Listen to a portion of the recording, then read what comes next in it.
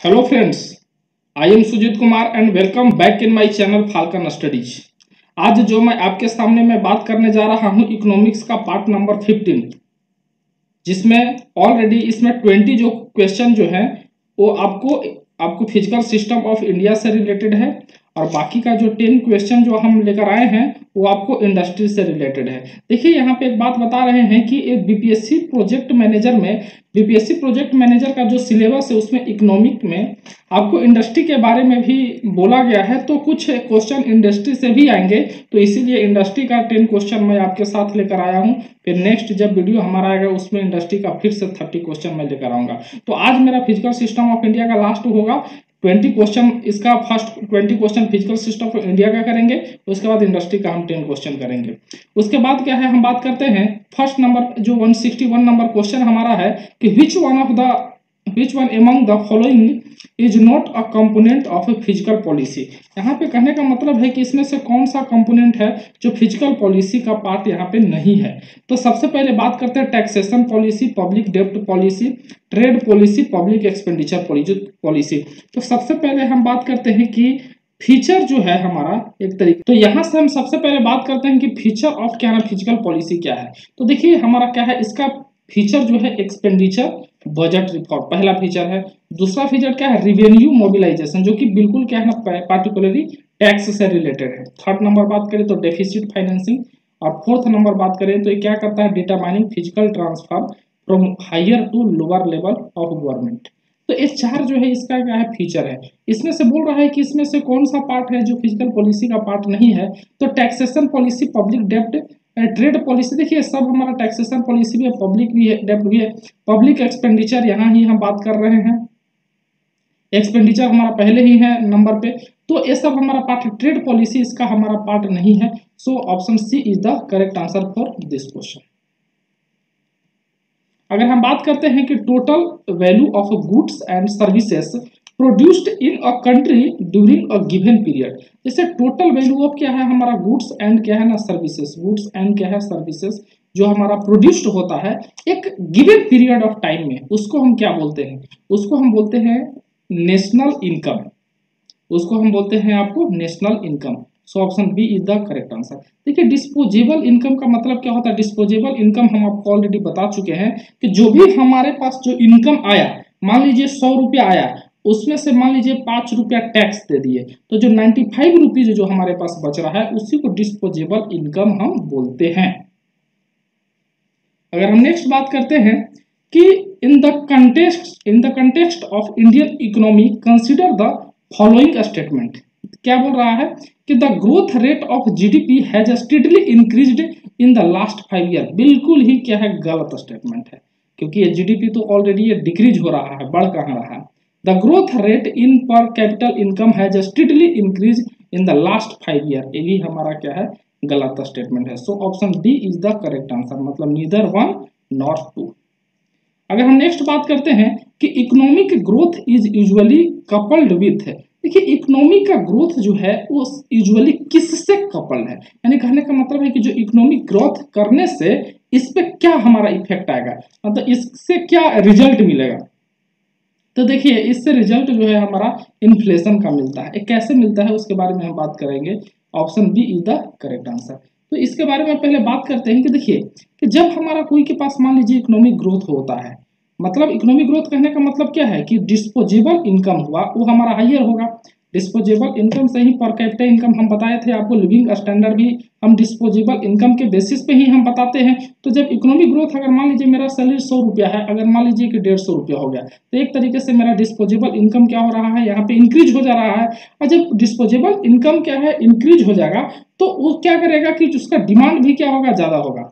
जब डिमांड जब ज्यादा होगा तो जो कंज्यूमर का जो डिमांड ज्यादा होगा, तो डिमांड ज्यादा होने के कारण क्या होता है कि इन्फ्लेशन क्या करता है, इंक्रीज करता है। क्योंकि जब डिमांड ज्यादा होगा तो खरीदारी क्या होगा, ज्यादा होगा, जिससे कि क्या है हमारा इन्फ्लेशन पे हमारा इंकरेज होगा। तो यही आपको क्वेश्चन बोल रहा था कि जो इकोनॉमिक ग्रोथ होगा तो इससे कौन सा इसमें कपल्ड है, तो इन्फ्लेशन इससे हमारा होगा। So option B the correct answer.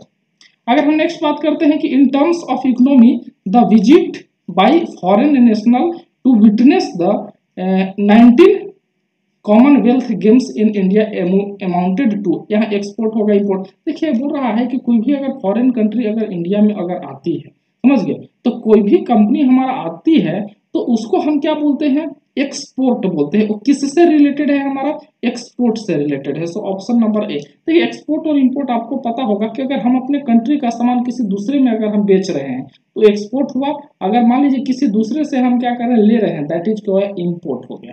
तो इसका जो आपका करेक्ट ऑप्शन जो है आपको ए एक्सपोर्ट से रिलेटेड है। अगर हम नेक्स्ट बात करते हैं कि which one of the following statement appropriately describe the physical stimulus.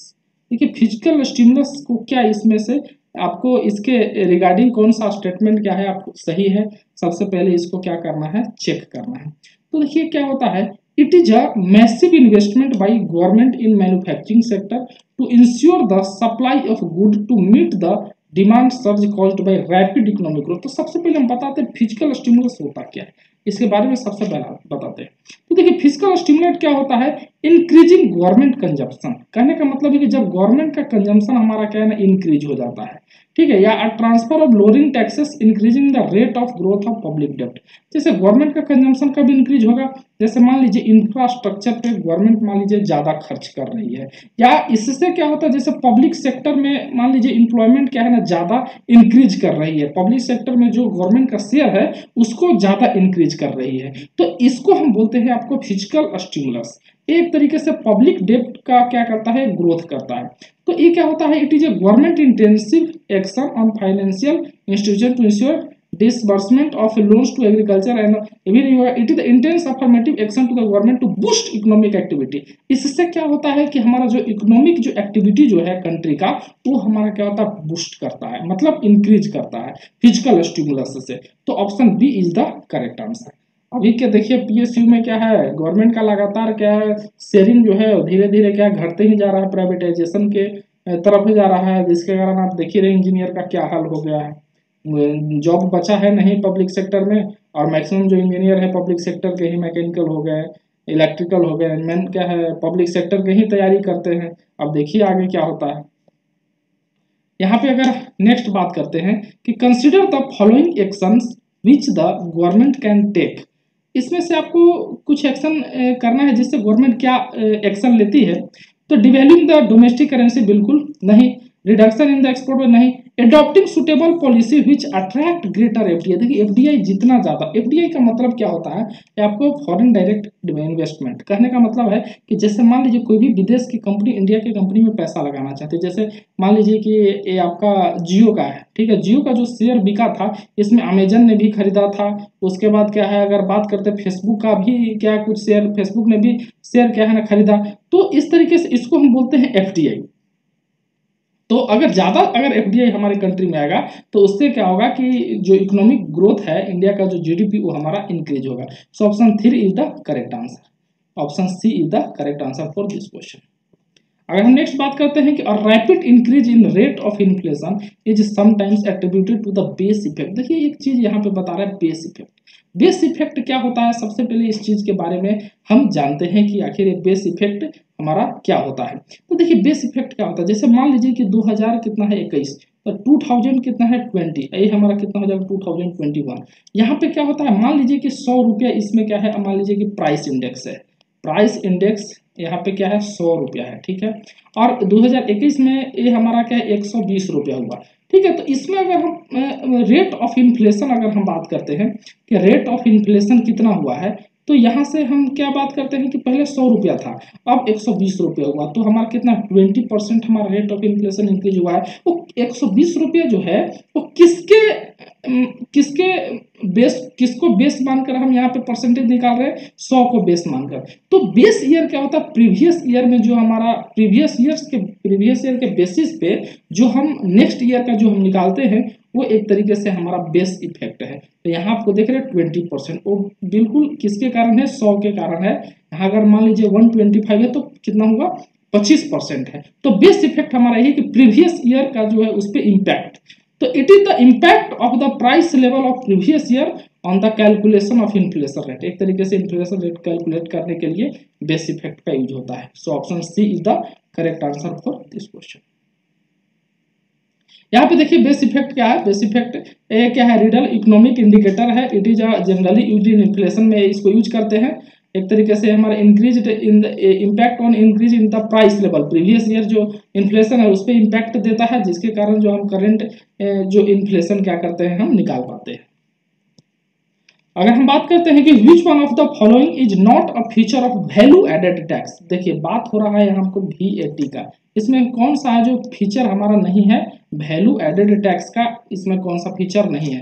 तो यहाँ सबसे पहले हम क्या है आंसर की तरफ हम जाते हैं, it is basically a subject of the central government and the state government are only a facilitator of the successful implementation, ये हमारा नहीं होता। So option D is the correct answer for this question.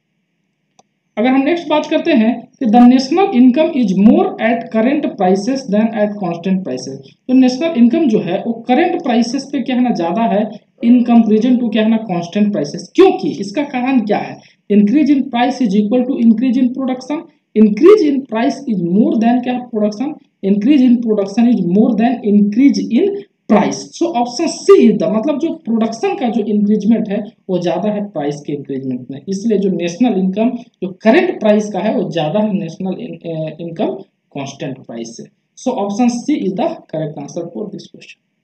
अगर हम next बात करते हैं कि the first estimate of national income in India was made by, याद करने वाला क्वेश्चन है, दादा भाई नौरोजी के द्वारा, ड्रेन थ्योरी आप जानते हैं, दादा भाई नौरोजी के द्वारा ये आपका सबसे पहले नेशनल इनकम का कैलकुलेशन हुआ था, एस्टिमेशन हुआ था। तो option C is the correct answer for this question, C. यहां से है कि which of the following is correct regarding the gross domestic saving in India, मतलब gross domestic saving in India, इसके एवज में कौन सा स्टेटमेंट सही है। Contribution of household sector is the largest, ये हम पहले ही क्वेश्चन आपको पढ़ा चुके हैं कि सबसे ज्यादा कंट्रीब्यूशन क्या होता है हाउस होल्ड सेक्टर का होता है। So option A is the correct answer for this question. अगर हम बात करते हैं कि the per capita income is obtained by, जो पर कैपिटा इनकम है वो कैसे हम क्या है निकालते हैं, summation of the income of all the citizen of the country dividing national income by the population.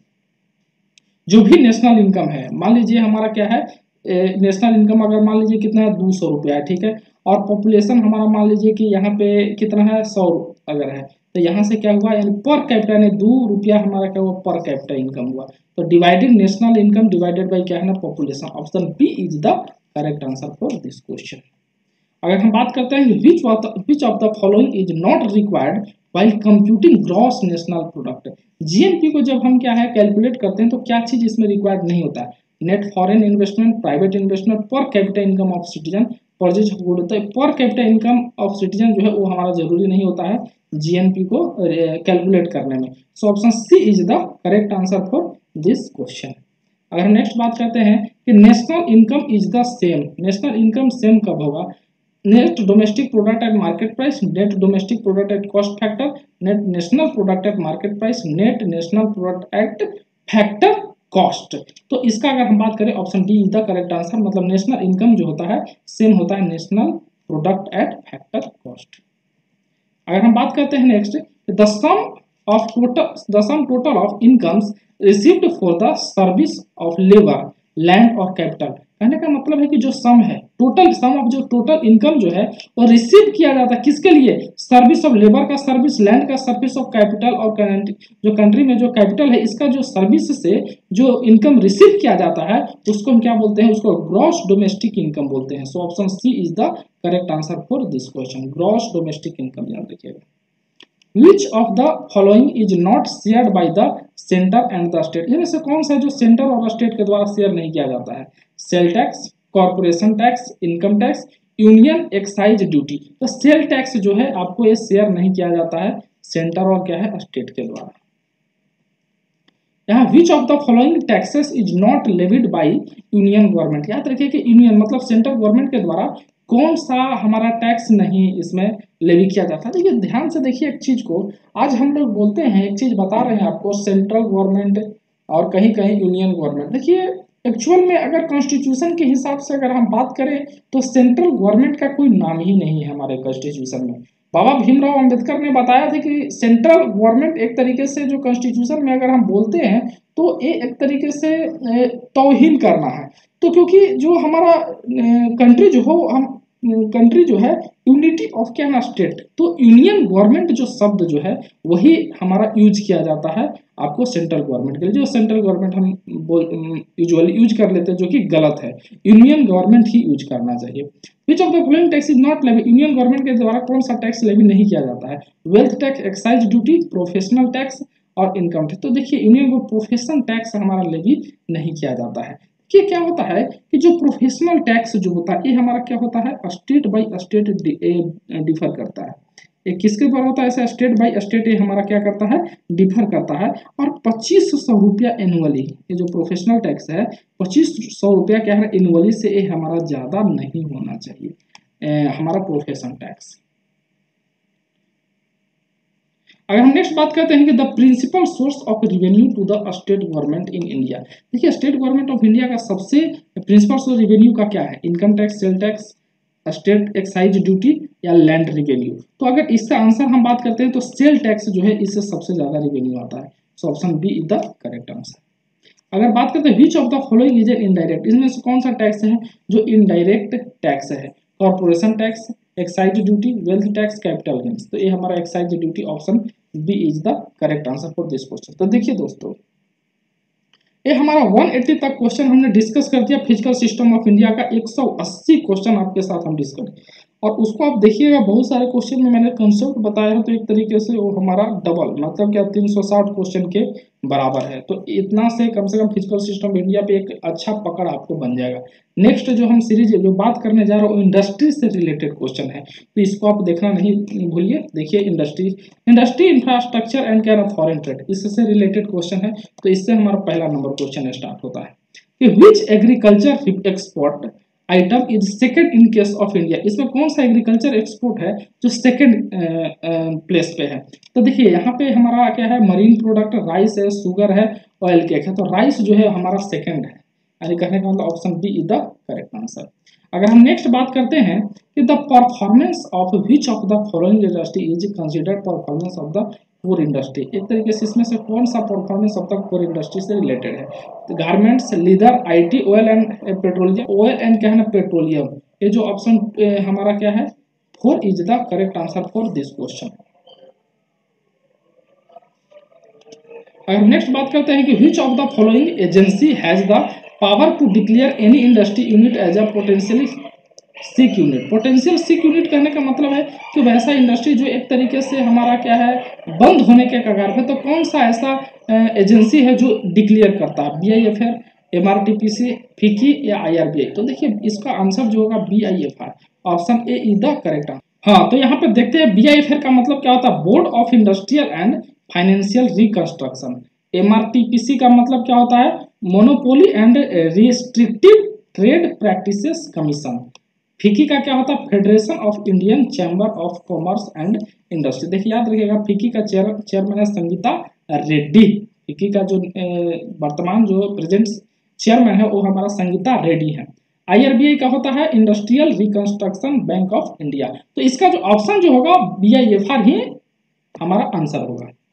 अगर हम नेक्स्ट बात करते हैं कि the most important small scale industry in India, सबसे मोस्ट स्मॉल स्केल इंडस्ट्री कौन है, तो याद रखिएगा handloom, option D is the correct answer for this question. Handloom मतलब हथकरघा जिसको बोलते हैं, हाथ से जो हम बिनते थे, जैसे महात्मा गांधी को देखे होंगे चरखा से वो बिनते हुए, उसको हम क्या बोलते हैं हथकरघा। तो हैंडलूम का इंडस्ट्री सबसे स्मॉल इंडस्ट्री है, इंपॉर्टेंट स्मॉल इंडस्ट्री है, तो option D is the correct answer. अगर हम बात करते हैं UTI has been divided into two parts, UTI 1, UTI 2, which part of has been kept under the control of the government, कौन सा हमारा गवर्नमेंट के कंट्रोल में, यूटीआई 1 है यूटीआई 2 है। तो यूटीआई का सबसे पहले फुल फॉर्म क्या होता है, ये होता है unit trust of India, unit trust of India होता है। और याद रखिएगा ये दोस्तों कि यूनिट 1 कहने का मतलब है कि ऑप्शन ए जो होगा ये हमारा गवर्नमेंट के कंट्रोल में, यूटीआई 1। अगर बात करते हैं which part of separated UTI is under SEBI, कहने का मतलब कौन सा हमारा यूटीआई जो है सेबी के security exchange board of India. तो यूटीआई 1 यूटीआई 2 दोनों, यानी बोथ क्या हो जाए, option C is the correct answer for this question. Which of the following is not a sponsor of newly established UTI 2, यानी इसमें से कौन सा है स्पॉन्सर नहीं है जो यूटीआई 2 जो न्यूली एस्टैब्लिश्ड है, उसको Punjab National Bank, General Insurance Corporation, Life Insurance Corporation, State of, तो जीआईसी जनरल इंश्योरेंस कॉर्पोरेशन जो है वो स्पॉन्सर नहीं है, तो option B is the correct answer. अगर बात करते हैं कि the largest importer country of Indian textile, Indian textile का सबसे लार्जेस्ट इंपोर्टर कंट्री कौन है? Italy, Germany, Singapore, USA. USA जो है इंडियन जो आपका टेक्सटाइल है उसका लार्जेस्ट इंपोर्टर है, option D is the correct answer. अगर हम नेक्स्ट बात करते हैं कि इंडियन रेलवे का रेवेन्यू सबसे ज्यादा कहां से आता है, तो आप जानते हैं भाड़ा गाड़ी से आता है, फ्रेट जिसको बोलते हैं, option B is the correct answer. अगर नेक्स्ट बात करते हैं तो which industry earns the second highest net foreign exchange from the trade, कौन सा इंडस्ट्री है सबसे सेकंड हाईएस्ट ज्यादा लेती है, तो याद रखिएगा engineering good industry, option D is the correct answer for this question दोस्तों। तो सबसे पहले हम बात करते हैं कि आपको आपके सामने हमने फिजिकल सिस्टम ऑफ इंडिया का क्वेश्चन डिस्कस किया, और उसके बाद 10 क्वेश्चन जो है हमारा किससे रिलेटेड था, या आपको इंडस्ट्री से रिलेटेड था, उस क्वेश्चन पे हमने डिस्कस किया।